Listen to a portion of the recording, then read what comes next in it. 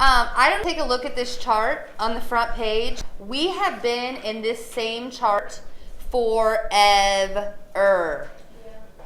Right, ladies? Yep. We have been in the same chart on the front of packet 8.2 forever.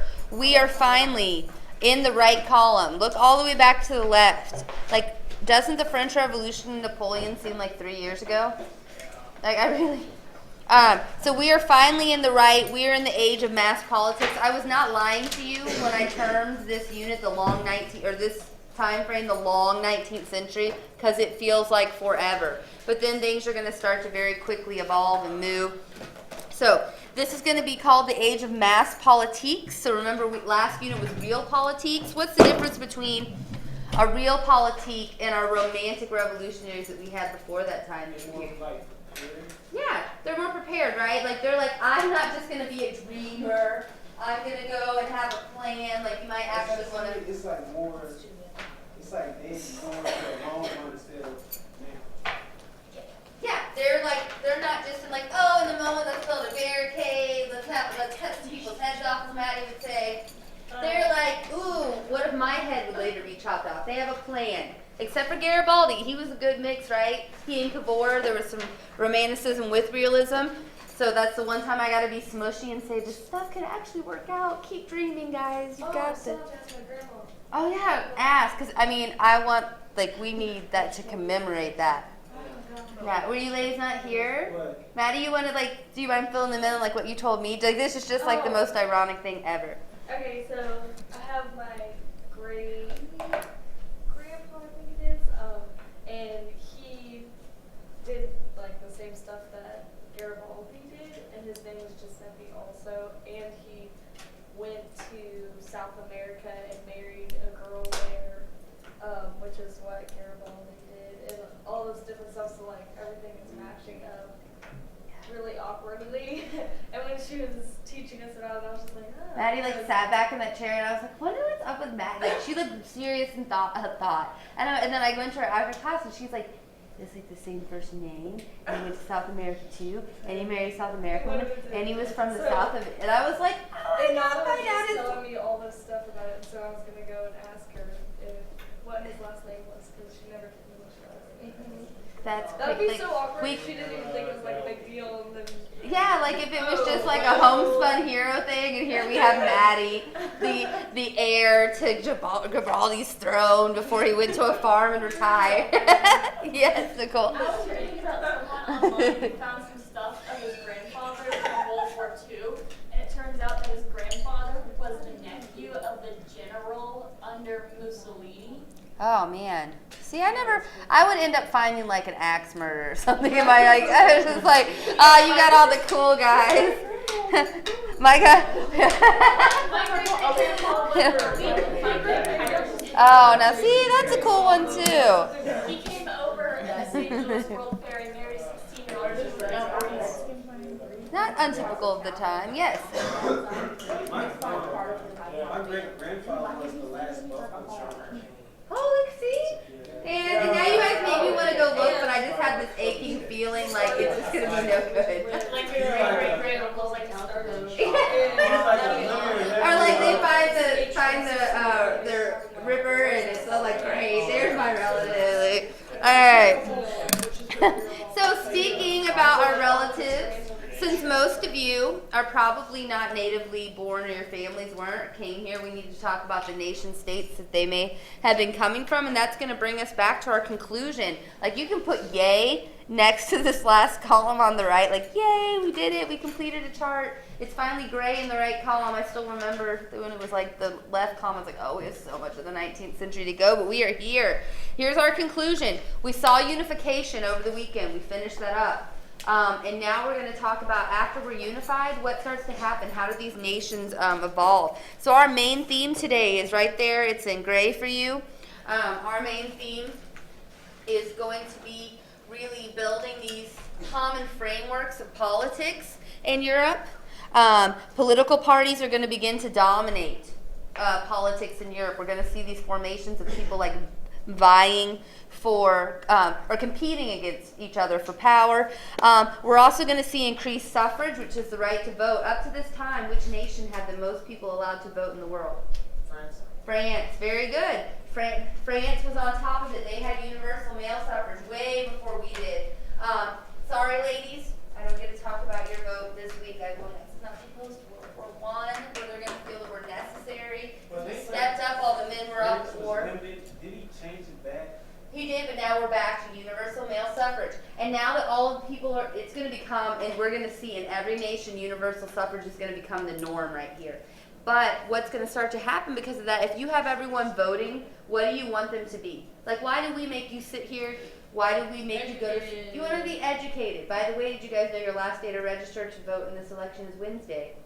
So you can vote for the school board and for all of, So how do you register? you can get online, or you may go down to the courthouse and get a registration form. So if you want to be able to have a say in the bond that's coming up, or who's going to be on the school board next, I know it won't impact your high school, but you have siblings that are younger. They're 17 Oh, are you behind? When's your birthday? June. Oh Oh my god. Right. So we are concerned. Remember, they don't want dumb masses. You guys are all bright. I'm totally okay with you going to vote. In fact, you should. You should go vote as often as you can and for as many things. County, state, federal. Go vote. Go have your say because you can't complain about anything if you don't. So we're going to see that suffrage, but this is going to cause compulsory education. What's the word compulsory mean? Compulsory education. Not like opposed to like vocational. Yeah, it's going to be mandated by the state that children are educated now. So, what else does education do to you, though? What else is the state's purpose for educating you at It this creates time? a mob mentality. We're all in this horrible You're all like, I pledge allegiance to the. You are nationalized. We're all in this together. It is teaching you to be a state-loving, state-respecting individual, and so they're going to tackle that nationalism in there too, whether it worked or not. That's the intention, right? So here's my overview of the whole unit. Here's what we're going to cover this unit this week. So this is the overview of the whole thing, just like I do the wrap-up at the very end. So what we're going to be talking about in this unit is ordinary people are going to start to feel increasing loyalty to their governments. Why? We get to vote. Since you have a say in things, you're going to start to identify more with your national government than you are maybe to some other entities like your church or maybe just the other language you speak, those sort of things. You have a say, you have a vote. By 1914, as I said, male suffrage is going to be the norm. Sorry, ladies, it won't happen for you until after World War I. We're getting there. 1920 in the United States. Politicians and parties and national parliaments are going to represent the people more responsibly. Why do you think if you're a representative elected to speak for the people that you're going to start to act more responsibly? If more people can vote. Chris? And you have more people whose like opinions matter. Oh yeah, they're going to take you out, right? If they don't like, because remember beforehand, if it was only a certain group that got to vote for you, you cater to them. Like to the bourgeois, I'm going to cater to them. But now you have everyone voting, you're going to have to follow through with what you said you're going to do. Yeah, still, yeah, okay. So representatives, like you cater to a specific. That is true, and that's usually the majority of their, or what they feel that they can get the majority. Okay, but we're going to start to see, yeah, Naj is he's my critic, he's got it. Yes, I can't say it's a perfect system, like they go out and they're like, I'm going to do whatever I can do. I'm just one person, so it's whatever. No, you're not just one person. We all feel that way. I was trying to keep this a peppy no, I'm just kidding. When am I never like a peppy podcast, right? So we have increased literacy due to this because they want people to be more educated. We're going to see that more people can read and write. We're going to see the mandating of schooling during this time period, and that is going to be state schooling, no more church schooling. We'll see how that plays out. And governments are often going to be led by conservatives who use or manipulate nationalism to create a sense of unity, to get the vote that they need. They're going to manipulate and use nationalism or your national loyalty to get what they need. And this is going to be how the conservatives use nationalism to kind of try to get us to be more military and liberal after 1871. And what are we leading up to? What's our next big event that we're going to be talking about? World War I. So here's our movement into World War I. So let's start with Germany today. I like to break them into countries instead of going in Germany at this time, then in France at the same time, and Italy at the same time, because I think that's confusing. So I'm going to start with Germany. Let's harken back to the German Empire, 1871 to 1914. Okay, this is going to take us all the way from where we left off up to World War I. Okay, so I'm gonna like leave you cliffhanging and then go through each nation, then bring you back to World War I, just to tease you a little bit. All right. So government structure. It's going to consist of 25 states altogether. So a federal union of Prussia plus 24 other states, German states. We still have Kaiser Wilhelm. Remember William I? We still have Kaiser Wilhelm. I just like to say that better than William. It just sounds cooler. Kaiser Wilhelm, he's going to rule from 1871 to 1888, and he has the ultimate power in Germany at this time. He is still in charge. The only other person with just almost as much power is good old, we've been talking about him already, Otto von Bismarck, 1810 to 1898. So you'll notice here, Bismarck's going to have 1 year over on Wilhelm. So unfortunately, spoiler alert, guys, Wilhelm is going to die during this time period, and we're going to see who comes to be the leader right up to World War I. Okay, so remember, Kaiser Wilhelm had been a Junker. He had been of the elite, the aristocracy, and he is also from Prussia. And so he believes, kind of in total power. So we're going to see here, and this is my spoiler alert for you because I just can't keep anything a secret. We're going to see here for your QD for today, what's your predictions for how far this politics will play out in Britain is your QD that you'll answer when we finish today. We are not going to see under these two gentlemen constitutionalism like we'll see in England, because they still believe in, having total power, not in having like all of the people's rights spelled out. We're also going to see that Bismarck and Wilhelm also don't have a true democracy like we're going to see in France this time. They're further ahead than they were, but still very far behind from where, well, I wouldn't say, that's a very Western viewpoint, I shouldn't say it that way, very different than we're going to see in France and Britain. Yeah, that's what I'm saying. I shouldn't have used such a Western stance, not behind, but different than we are in England and France.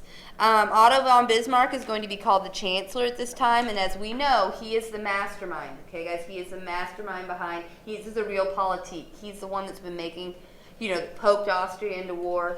He is the one that's been making all the stuff happen behind the curtain, and the only person he's responsible to is to Kaiser Wilhelm. He's the only man he answers to. He has power over everyone else. Yes? This is kind of off topic, but did you hear that recently in 2011, the Canadian monarchists made a poll to have Prince Harry come and start the Canadian branch of the monarchy because he has no chance of inheriting the I didn't hear that. I didn't even realize that the monarchists were a really big group in Canada still. What do you know what percentage of the population political party they make? I'll have to look at it. But the royals are really popular. Oh, you love how Charles just gets skipped over. He'll be, by the time, I don't know. I'll keep my, yes, I know, that's what I'm saying. He was born to sit and wait. I'm sorry. Oops, that's what I'm And the English government comes and takes me down. I think that the whole Diana thing kind of ruined Prince Charles' chance to get Yeah. Well, who could outshine Diana, right? Anyway, so back to the type of government we have. We have a bicameral legislature. So we are going to have the Reichstag is the name of the bicameral legislature. The Reichstag, if you want to circle or highlight that. I talked about it in our last. The Bundestag is, and I want you to make a note here. Your textbook is wrong. They reversed these two.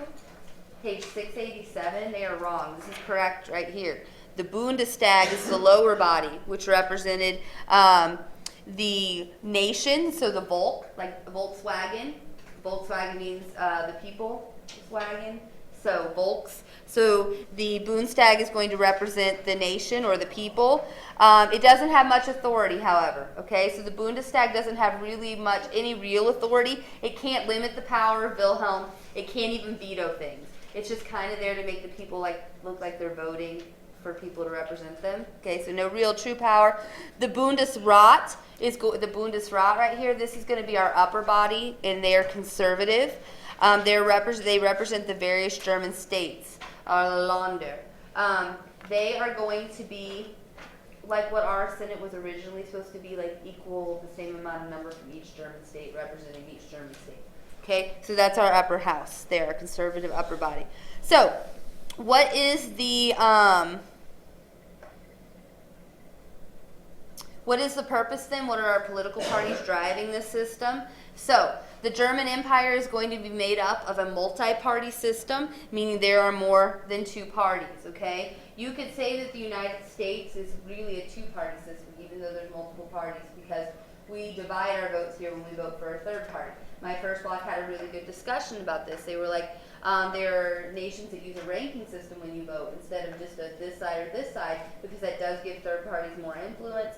But we're going to see that a multi-party system is what the German Empire has at this time. Our conservatives are represented by the Junkers, okay, of Prussia. Of course, that's Wilhelm's group, okay? He's not worried about getting their vote. They are already his people. They are already on his side. They are the conservatives. Our next two groups, however, are going to be concerns for Wilhelm and Mr. Bismarck, okay? And in fact, Bismarck's going to kind of ruin his political career going against these two parties, as we're going to see today. And so the first party is the Center Party, or the Catholic Center Party, okay? The Catholic Center Party approved Bismarck's policy of centralization. So they're like, yeah, let's be one nation. We're totally on board with that. I think this is cool. But they still wanted particularism. Particularism means, I'll be part of your nation, but I still want to be able to do what I want to do. Because remember, all those German states have been operating for a really long time, kind of considering themselves one nation, but doing what they wanted. And so they're going to say, but then you should just kind of leave us alone. We're good, thank you, and let us do it as we want to do. And advocated regional priorities, okay? So this is going to bother Bismarck because he really wants a unified Germany. Also, he is going to start to fear, as we're going to see. Who does he think that this party is going to be more loyal to, the state or their religion? Okay, the Pope or the church is a concern here. Yes? Well, I found some stuff, and according to a 2002 poll, it said that 55% of Canadians think the monarchy is one of the important things that provides Canadians with a unique identity separate from the U.S., and only 31% disagreed. And also in 2002, 79% of Canadians supported the constitutional monarchy as Canada's form of government, where we elect officials to become prime ministers. And a further 62% think the monarchy helped to define Canadian identity. So a lot more percentage than one would think. Thank you. So, A decade ago, I don't know how much changed. how much it's changing? Probably Not that much. I think it might be getting a little bit higher because all the stuff that Cruz does. Yeah, he's still serving military-wise. But speaking of percentage, 35% of our population is made up by the Catholic Center Party at this time in Germany, so they represent 35% of the population. And Bismarck, like I said, is concerned, as you guys just guessed, he is concerned that nationalism is going to be trumped by your devotion to church, by your devotion to the Pope, and that you're going to put those ahead of your national identity as a German. And so he is concerned about this Catholic Center Party. The other party he is concerned about is right here. So here you have a political cartoon about the Catholic Center Party, and here's our symbol for the SPD. He is also concerned about the Social Democratic Party, or the SPD. The SPD is going to be our Marxists. So what they're communist socialists. Okay, they are the reaction in Germany to the Industrial Revolution. They are the ones that are like, woo, we need to do something for these workers. Industrialism has made their life bad. And so these are going to be the people for the workers. And the middle class, we're going to get to in just a second. So we have for the Catholics, we have for the working class, and we're going to talk about these more in detail. But Marx is like, he's still alive at this point. He's really old at this point. But Marx is going to be really excited about some things that are going on in this time period because you're going to have workers unite into political parties. But what did Marx say the workers of the what would unite? Working class, but the workers of the not the world. Workers of the world would unite. Does that put Germany above your working status? No, not if you unite with the world's workers. And so what Bismarck's afraid of is that if you're part of the Socialist Party, that you're going to identify more as working class than you are as a German. And so he sees it a threat to nationalism as well. And so we've talked about Catholics, we've talked about the workers. The middle class, though, what happened to the middle class? Well, Bismarck doesn't really need the middle class.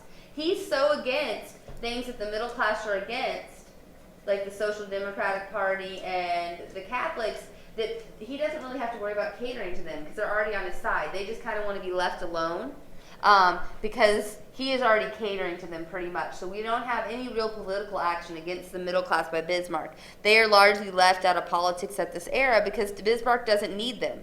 They're happy with Bismarck holding down the other two parties. So we're not going to talk much about the middle class here. In fact, that's all I'm going to say right there. So Bismarck is going to set his political career then on this time by seeing the Catholic Center Party and the SPD as major threats to imperial power, and he is going to set his flag to destroy them.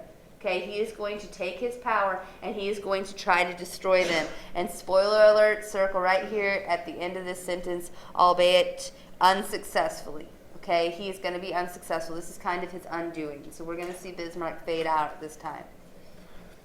So what does Bismarck do before we lose him? Between 1871 and 1890, Bismarck, before he goes after these other parties, is going to establish an integrated political and economic structure for Germany. He is going to unify Germany's monetary system. So here's some of the good things he gets done, right, as Germany unifies before he goes to attack these two parties. He establishes an imperial bank. We know how important that is to nations, having a central bank. He develops universal German civil and criminal codes, and he establishes compulsory or mandated military service. So here's some positive things he does. And then he's like, okay, done, off my list. He's going to start to focus in on destroying those other two parties. So he is going to launch the Kulturkampf. So Kampf means struggle, like Mein Kampf for Hitler. So he is going to launch what is, and then of course the German word for culture doesn't go too far from ours, so the culture struggle or struggle for civilization by seeking to limit the influence of the Catholic Center Party. Okay, this is going to be his struggle for modernism against the Catholics, and he is going to start to restrict the Catholics. And this is in reaction to, remember good old Pope Pius IX, who we've been talking about time and time again? What did he write? Syllabus of Errors, and it was a listing of things against what? Liberalism. You need to know that. I think that's the 7th time I've said it. So he is going to also declare that the Pope is infallible.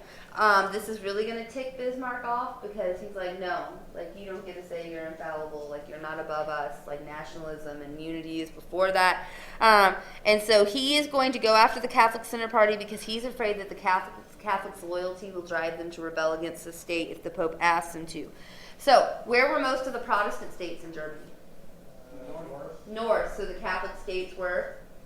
South. Remember that last group that they only got to join into the war because of their general hatred of French altogether? So, we have most of our northern states. We're not going to have to worry about the Catholic Center Party, but the Catholic Center Party was particularly strong in the South. And so, Bismarck tries to hold them down. What's going to happen is the Pope doesn't go tell someone, like, go kill Bismarck, but he uses insidiary language, like, I really don't like that guy, he's going to ruin the church. And someone tries to assassinate Bismarck.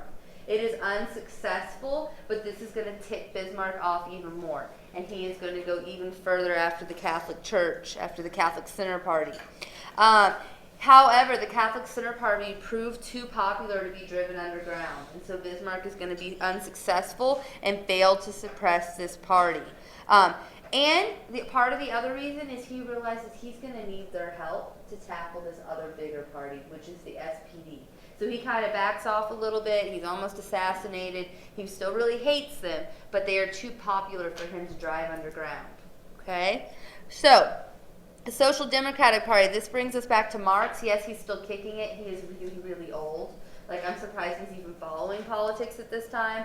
But the Social Democratic Party, Marx is going to get all excited because they're going to carry on Marxist views. How old is Marx? He's like really old. Like, I don't remember exact age, but he doesn't die too long after this. You can look for us. Yeah. So the SPD is going to advocate sweeping social legislation. It's going to seek universal suffrage and genuine democracy, and sought to demilitarize the demilitarization of the German government. And Bismarck will be unsuccessful in limiting its growth. However, he is going to be able to drive it underground. It's going to become like an underground organization, but it grows very powerfully. And why? What just happened in Germany right before this time? Why would like things that appeal to the workers be so popular right now? What just happened? Is that answering this question or going through? Industrialism, yes. The Industrial Revolution just happened, so it's very fresh in people's mind how poor the worker's life can be. Okay, so socialism going to be very popular at this time. He will get it to be driven underground, but it is going to keep some steam. So how old? He was, oh, wait, where's the picture? Hang on. He was born in 1818 and he died in 1883, so he was 64 years old. Yeah, so we're like 1879, so we're like 4 years before his death. Yep. So yay, he thinks like this is going to be where the workers of the world unite. He's probably like, yay, it's going to come true. Not like, Wilberforce, who slavery was ended a month after his death. He's like, I'm going to get to see it. Oh, and then I don't. So, SPD. At least he thought it was happening. Yeah, until he died. Maybe it's like- Sorta, yeah. Yeah, I guess that's true because this is going to continue for a while. But, so Bismarck is going to institute a set of sweeping reforms in order to minimize the threat from the left. I want you to write out to the side here, Paris Commune. When we get to France in the follow-up to this lecture, this is why Bismarck is freaked out. The French always do it real big. So what's going on in France right now, we're going to talk about it in more detail, so I'm only going to mention it here, is socialists rise up like against the government. And it's called the Paris Commune, and all kinds of people die. So Bismarck's seeing this happen, and he's like, oh, hell no. That's not happening. And so he is going to try really hard to minimize the threat from the socialists because he doesn't want that to happen. So in 1879, he's going to institute a protective tariff to maintain domestic production. And he's going to try to put them ahead of Europe, and this actually will. A tariff, so you're going to keep all the industry within the country, and so that's going to increase your production there, help the workers out. He tries to get the workers on his side. He said, I can't beat them, hope they join me, right? Isn't that the philosophy? Like, I can't kick them out, so I'm going to hope that I can come. Yeah, can't beat them, join them. And so he's going to put into act the modern social security laws. Germany is going to be the first state or the first nation to ever do this, to institute social security laws, welfare laws. He's going to start national sickness and accident insurance, old age pensions and retirement benefits. Child labor will be regulated, and we will improve working conditions. We don't actually get our social security stuff until the 1930s. After the Great Depression. So they're quite a bit ahead of us here, Germany, with Social Security and welfare laws, okay? And so these are going to kind of take the wind out of the socialist sails. Like, remember how we talked about the teapot in England? Like, it lets off steam. This is going to let the steam off the socialists. They're going to be like, oh, maybe we don't need to kill Bismarck. Like, okay, I'm going to give them a little bit of what they want. Despite the standard of living, however, the workers didn't do what Bismarck thought. He thought that he'd give them what they want, they'd leave the SPD. They don't. They still stay loyal to their party, but he did gain their support, and he's still able to bypass the middle class. He still hasn't even had to have a conversation with the German middle class. Still kind of stuck there in the middle. So this is where we get the time period. So I gave you, spoiler alert, we know Wilhelm is going to die, okay? Wilhelm is going to die in 1888. And this is what gives us what is known as the Year of the Three Emperors. Why do you think it'd be called the Year of the Three Emperors? Yeah, we start with Wilhelm and we go through another and we end up with one. Okay, so 3 emperors happen in this year. Shouldn't be difficult name to fill out. So Kaiser Wilhelm dies in 1888. And then we're going to get Frederick III, which is his son, comes to rule, and he brings Bismarck with him, and everything is all happy and yay for 3 months. Then he dies. So Frederick III dies 3 months into his reign. And then we get Wilhelm I, Kaiser Wilhelm's grandson, William II, or Wilhelm II. He's going to rule from 1888 to 1918. So he's going to rule us right up to and through the Great War. Yeah, World War I, okay? How does Frederick die? How does Frederick die? I don't, nothing notable enough that I like took note of it. Yeah. If he had an already grown son, couldn't he have just gotten old? Yeah, I think I don't like. There's not a ding ding going off in my head like, oh, something crazy happened. Like I think it was just like, oh, ooh, crap, you know, like Elizabeth dies, Charles takes the throne, dies 3 months later, you know, that kind of thing. Oh, we're still picking on that. I'm gonna have to edit this podcast. All right, so Wilhelm II, however, William II is gonna have something that he really dislikes when he comes on the throne. He really dislikes Bismarck. He doesn't like him at all. He doesn't like his policies. He thinks Bismarck, and rightfully so from some documents we found, is planning a coup to like overthrow him and take it, which, yeah, he was pretty rightful in thinking. So he doesn't like Bismarck. He doesn't like his policies. And to gain support of the workers, he is going to let Bismarck, you know, force Bismarck to resign. He pushes him out of office in the 70s. Okay? And so he has been there through William II, like through all of this before Germany was unified, and then he went through Frederick III for 3 months, and Frederick liked him, and then now he's going through the bratty grandson, who does not like him and pushes him out of his job. In 1912, the SPD, then without Bismarck's control or holding them down, will become the largest party in the Reichstag. Okay? Now, William II, something you should know about him. He's all like, oh, I'm a Hohenzollern. Like, I should be on the air, like, because God put me here. I don't need anybody's support to be here. Like, so he really discredits any of the work Bismarck's done. He believes in divine right. He believes in ultimate power. He believes the masses are dumb. Like, oh, those dumb masses, da-da-da. His mom is the daughter of Queen Victoria. Yeah. Yeah. So in Queen Victoria, if you look at her family tree, she's like related to everyone in Europe, but almost all of her heirs will be in like out in all the Hohenzollerns and all of these. So yeah, his mom is the daughter of Queen Victoria. Half German, and her husband was her Cousin. full German. Yeah, so like related to everybody at this time. And so he comes with that divine monarchy kind of perception. And another thing you need to know about him, he was born with a withered left arm. So he had a birth defect. And you ever hear like, you know, people trying to compensate for their shortcomings? Bismarck definitely had that mentality, like I'm going to compensate for my physical ailment by trying to look bigger and grander. He never is ever seen without military gear on. He considers himself to be a military expert, although by all accounts that I've read about him, he is not. He thinks like you're just born with it, like, oh, I'm a Hohenzollern, like I must be a military genius. Thinks very highly of himself. He has ego stroke, and he is a little boy. Yeah. Rome in like early years. Like in Rome, you know, the leaders will always have those, even though they have no type of experience. Yeah. And so William is really like, he doesn't have a clear picture of who he is, but he's also overcompensating for his physical weakness. He's always carrying swords. He's like obsessed with swords and wearing military gear. And by all accounts, he was really lazy and lacked patience and was kind of like, had attention, just like he could never like focus on one thing. So like horrible to have a meeting with, like about anything. And he is going to be the guy that's representing Germany going into World War I. Just to give you a hint of what's going on. And so, yeah, that's what we have going on right here. I've gotten you, look, did I get past what I got with first hour? Yeah, I did. So what I'm going to have you do then is, the French Republic is next, but it's really hot in here today, and I can feel you guys fading. I mean, it's like overwarm. And so I actually stopped, and here's the fun part of it. I stopped right, where's Culture Comp? Right here with block 1. And I recorded the rest of this lecture for them because they didn't want to have to sit longer on Wednesday. So you are you're a whole page a whole page and a half further than them, and their video was only 18 minutes.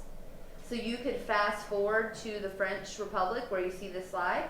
So if you want to write the top of this one, the French Republic, the Paris Commune, I bet your video is going to be about 8 minutes. Would you rather do that than to have to sit longer on Wednesday? Yeah. Okay. This is going to be still part 1 because we were supposed to get all the way through it. I could push and get us all the way through where you don't have to watch a video, but we still have our QD left. And you guys, like, if you could see it from up here, you're fading fast. And it is, like, I'm, like, through both layers now. So I thought maybe we could stand up, grab a drink, go to the bathroom, come back, do QD. Is that, I mean, we can vote. We can democratic process it, guys. Okay. All right. So come back for your QD.